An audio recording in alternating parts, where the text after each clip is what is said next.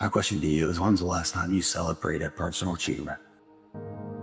Well, you overcame something everyone thought you couldn't. Or better yet, you overcame something that you didn't think you could overcome.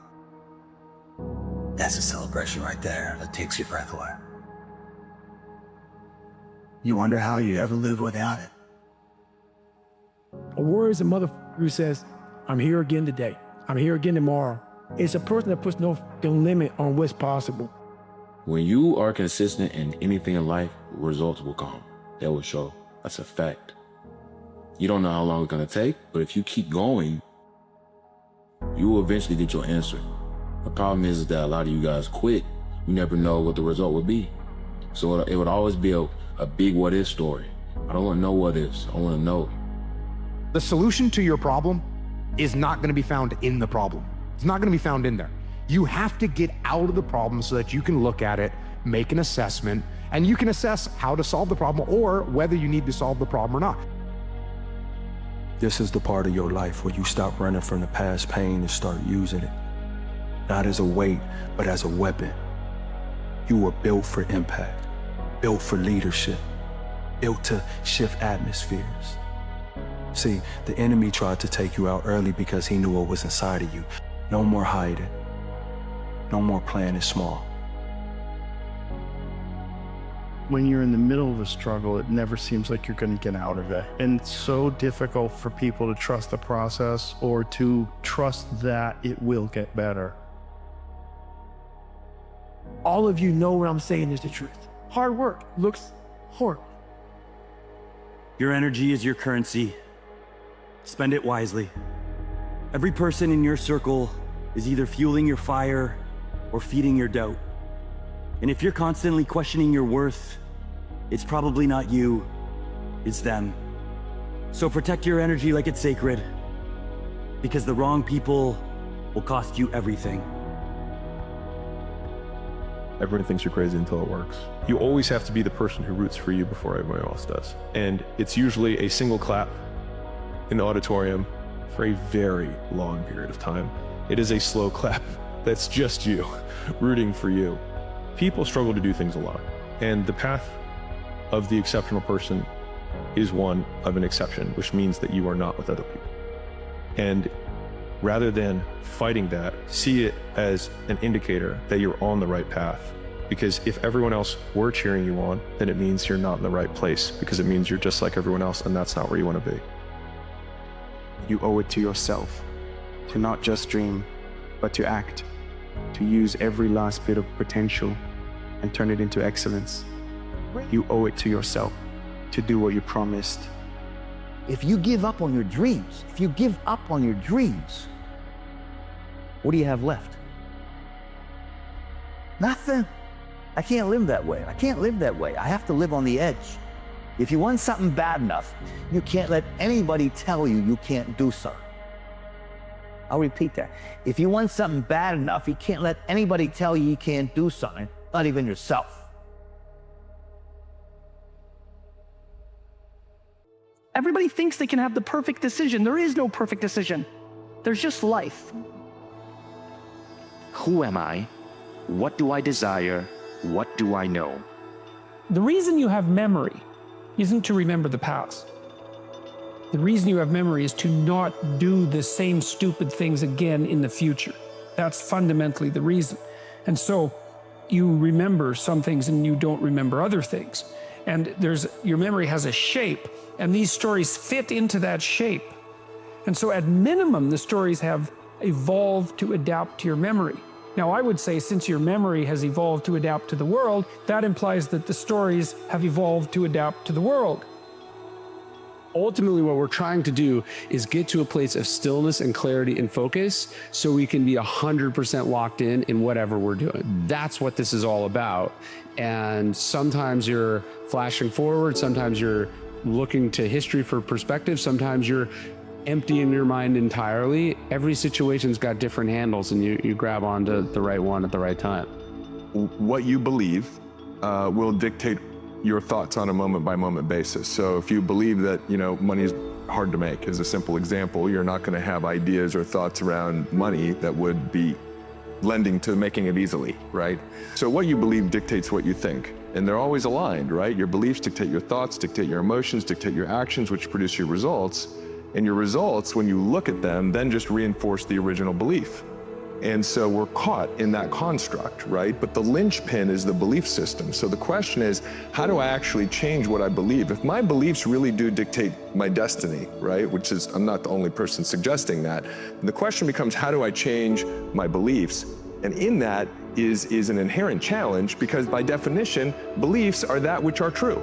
What does being a victim get you? Nothing, absolutely nothing. So if you're getting nothing from one direction, why not turn around and go to the other direction? I mean, to me, it's really common sense, but you have to break down that, and you have to give people this understanding that it's okay to have had something happen to you. Like, you're not a bad person because of that. And it sounds crazy unless somebody's watching this who's gone through something. You know the guilt you feel and the things that you carry that you haven't told anyone because you're ashamed or all these things.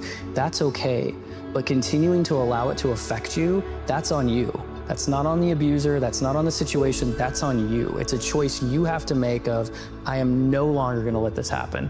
The world that we exist in is really a world that is happening cognitively in our minds based on beliefs, rituals, culture, social indoctrination, and what our mom and our dad and our media and our priest and our teachers and our preachers tell us to be, do, and think. That's the culturescape. But we don't see that, because like a fish swimming in water, we don't realize that the rules in which we live life are not necessarily true for everyone else. They're only true for us because of our conditioning. Now, the problem with this culturescape is that many people believe it's real, and thus they become a victim of the culturescape. The things that happen to them, a breakup, a business failure, being hospitalized, severely influence them. The world happens to them. See, great stories they're representations of patterns of adaptive behavior. The fact that a great story is true at multiple levels of analysis simultaneously. And truly great stories can be interpreted at multiple levels of analysis simultaneously. That's actually what gives them depth. So when you say a story is deep, it's, well, here's a meaning. Oh, look, here's another. Oh, look, here's another one. And then the meanings often exist in parallel with one another. And great stories, and the really archetypal stories are like that. The story of Moses, for example, that's an archetypal story. The idea that people escape from tyranny, go through a crisis, spend time wandering in the desert, are moving towards a better place. It's like, that's the story of life.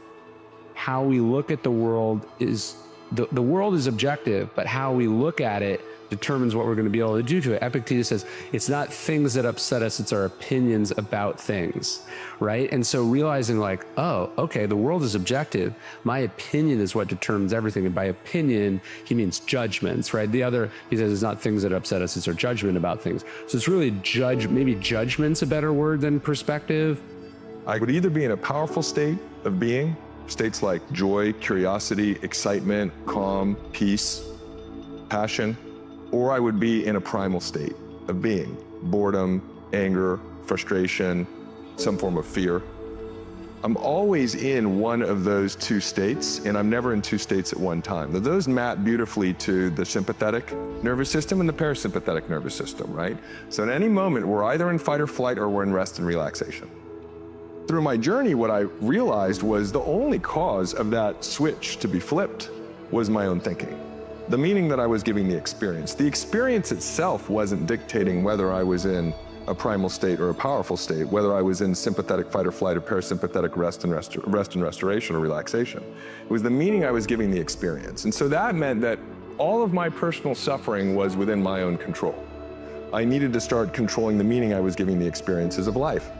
Life can happen to you, or life can happen from you. And at this world, at this level, life is emerging from you. You are creating the world as you want to see it. You don't like the university system, you create Mind Valley U. You don't like the way mobile phones work, you create the iPhone. Now, it doesn't have to be something as big as that.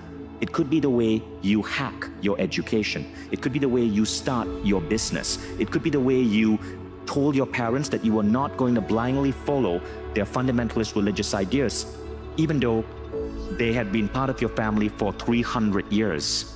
You create your own rules. And this is when this great awakening starts happening. And I'm going to use this for everybody. Everybody's so crippled by decisions, but you never know how the other thing worked out. Let me give you an example. Let's say you don't go to college and you start this business and you were 100% right and it's huge and you're doing so great. What I'm saying is you're not going to know. So choose, live, and then if it works out, great. And if it doesn't, adjust. The simplicity of just knowing that you're not alone is really not simple. It's massive, because in those dark moments, you are alone. For the most part, you are physically alone. And so then it's not that hard to take it from a physical to a mental state of, I'm the only one being molested. I'm the only one being beaten. I'm the only one with alcoholic parents. I'm the only one with a mom and dad who hate each other. I'm the only one that lives in a really wealthy community, but everyone's lying to each other. Like it's really simple for that to happen, but the reality is you're not. And when you're not alone, you have community. What does community give you? Safety, right? It all comes back to like being safe. And if I feel safe, then I have power, and then I can do something and control and all these different elements. The world as you see it is an artifact of a previously held point of view. Your eyes are always looking at the past. Everything we see in this room, as we get out of this room, as we go home, as we survive in the world, as we go to our jobs, it's looking at artifacts of the past. And at this level, the level of awakening, you come to see that. And so you're constantly thinking about how can you create a new world that suits how you want to live life. And so you know that thing about how thoughts create reality?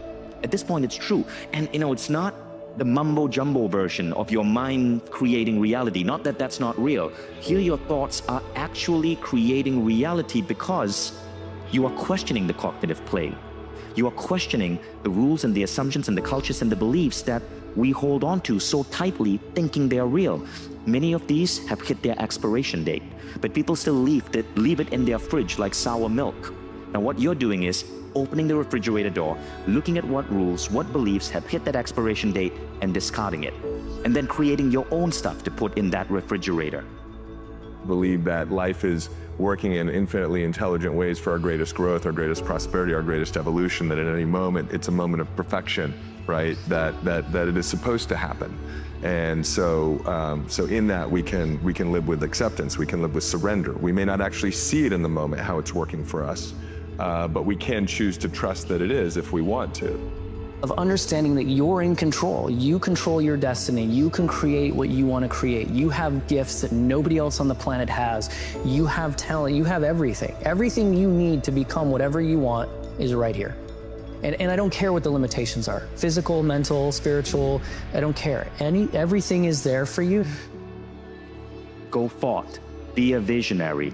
Don't take no for an answer. Question the rules and live life on your terms as you make a dent in the culturescape and create new things that truly give you joy, that you're truly excited about, that make the world better for all of us in unity.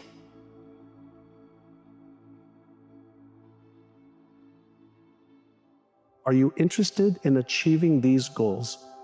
Or are you committed? And that question transformed my life. If you're interested, you'll do what's convenient. You'll come up with stories and excuses and reasons why you can't, but if you're committed, you will do whatever it takes. You'll let go of your stories. You'll let go of your excuses. You'll let go of all the reasons you currently have that are formulating your identity of yourself. And you'll learn how to let that go and become who you are destined to become. You have to travel light if you want to go high. You've got to give up to go up. That's what this law is all about. Less is more. This law teaches us that there is no reward without paying a price. Pay now, play later. If you play now, you'll pay later. What he taught me was invaluable. That was the root of the law of sacrifice. If you give up, you could certainly go up. And life is giving you a new opportunity. Sometimes it's good to take it. And when this lifetime takes something from you, you need to learn to let go. So you need to foster the belief in what you are dreaming so that it becomes a reality, which is very different than saying, I don't expect anybody to believe it until I see it. You need people to believe it before they can see it. Your imagination is there. Don't you remember when you were a child? You believed everything that you thought. You believed everything that your imagination could draw up. But then people told you to be realistic. People told you to come back to reality. People told you what you can and cannot do. And as a young, innocent child, that you can only do so much. It's time to stop believing those lies. You wake up every single morning and you have a choice. You can choose to do the thing that you did yesterday that got you closer to your goal, or you can choose to do something else. That's your choice. So if you're asking me how to stay consistent, you just have to choose to do the thing you did yesterday that got you closer to your goals. The reason you don't stay consistent is because you make the wrong choice. There's no hack, there's no secret, there's no motivational video that's going to make it so you make the right choice. When you have nothing left, and you feel like emptiness is the only thing that you know, it's very easy to fall into hopelessness. But have you ever thought that maybe you have to be emptied of what was so that you can be refilled with what's to be? Maybe this emptiness is what you've been asking for in its infancy. So maybe you're empty on purpose. Find something. Find a thing that you genuinely enjoy, because getting good at things you genuinely enjoy is extremely beneficial. The less you challenge yourself, the less you grow. You can't run from discomfort because you think you can't overcome it. Put yourself in situations that force you to improve, build new habits, and destroy the bad ones. In order to feel fulfilled in this life, you always need a dragon to slay. So set a goal, choose your own adventure, and embrace the challenge. Your excuses will destroy you and take everything that you ever wanted from you if you let them. When your excuses make you feel a little bit better about the fact that you didn't execute on what you needed to execute on, then they can make you feel better. But they're not helping you. They're not helping you at all. You see, what stands between us and achieving even our most ambitious dreams has far less to do with possessing some magical skill or talent, and far more to do with how we approach problems and make decisions to solve them.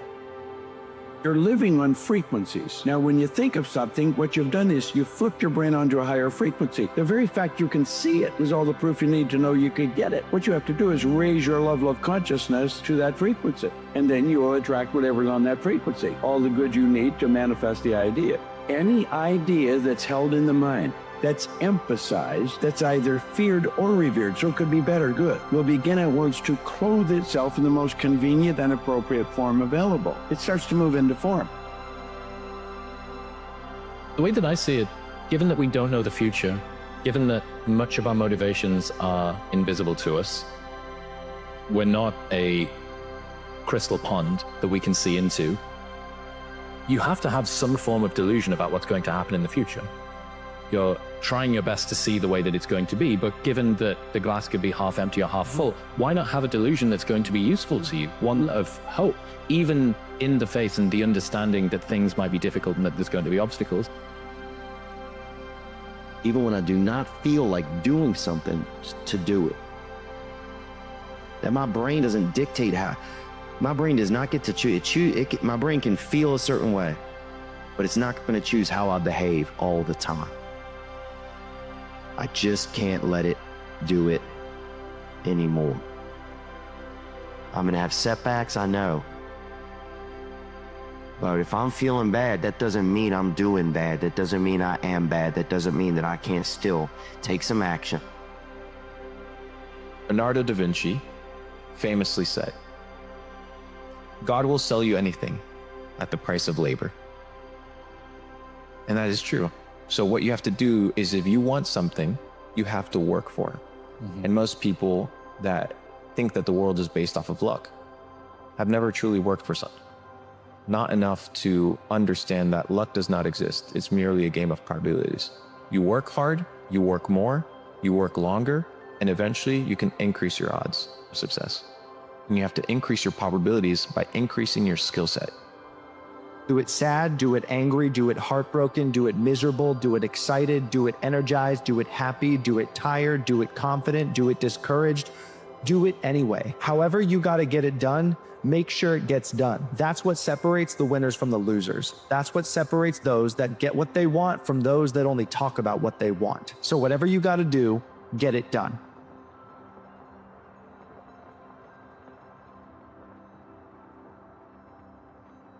And I sit around and I say, okay, so you want to be normal. So you just want to be like everybody else that roams the world, not knowing the power that's in them. Being fine with being mediocre. I see a whole bunch of people walking around out here who have no idea how talented they truly are. Now I'm talking about talent, like some God-given ability. Talent that sometimes you have to hone, you have to work on, and you have to harness yourself.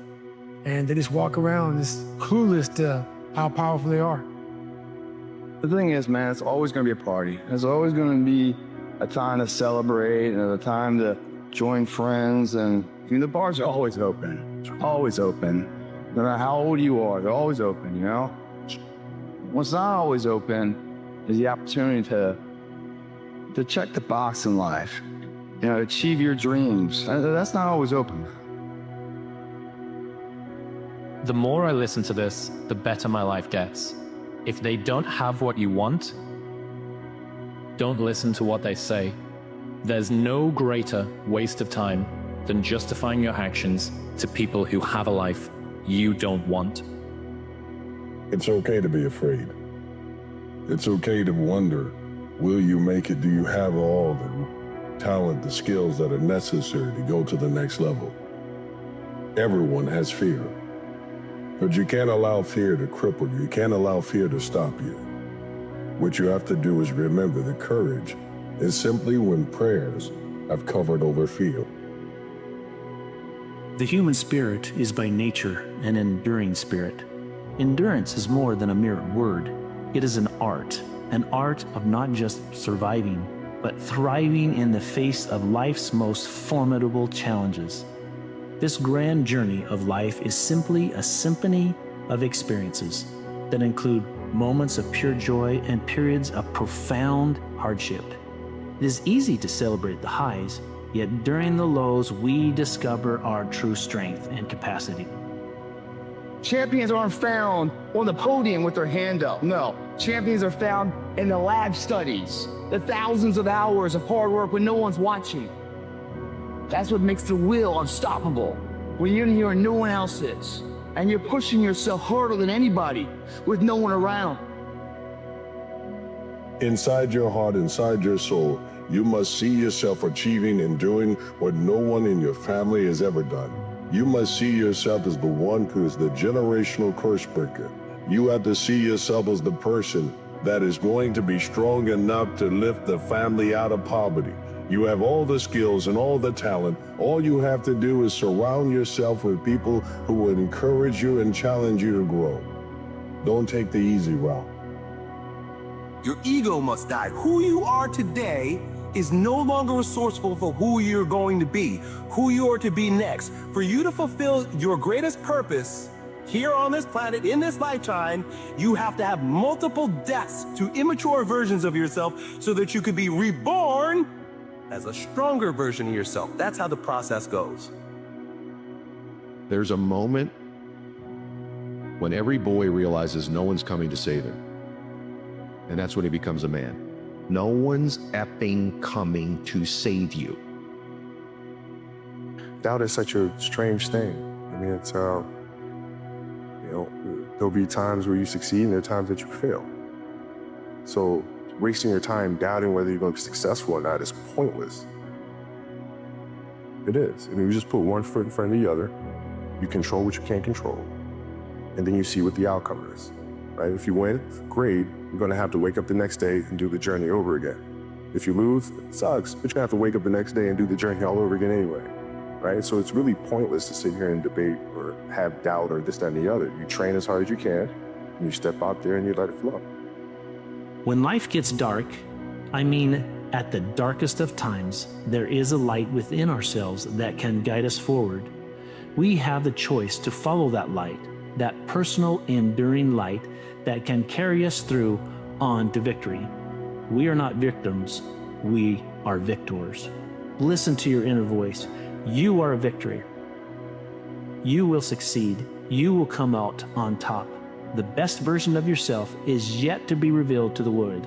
You have the reserves of inner strength you have not yet tapped. Don't let anybody ever tell you you're not good enough, okay? And so many young people think that they can't, or they don't have the potential, or somebody else is better. Forget everything about it. I mean, you know, if you really want something bad enough, if you really, really want something bad enough, you'll figure out a way to get there.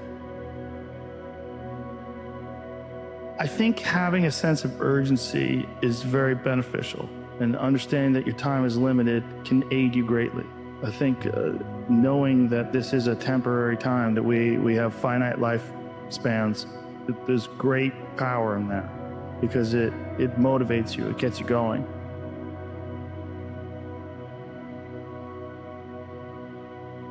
Most humans who could ever exist never will. And so the fact that you exist at all is against stupefying odds of who gets born and who does not. Realizing this, you are you, I am me. We are alive. We get to die. And to get to die means you get to live. Any moment you spend squandering those moments you are alive does disrespect to all those who will never even be born.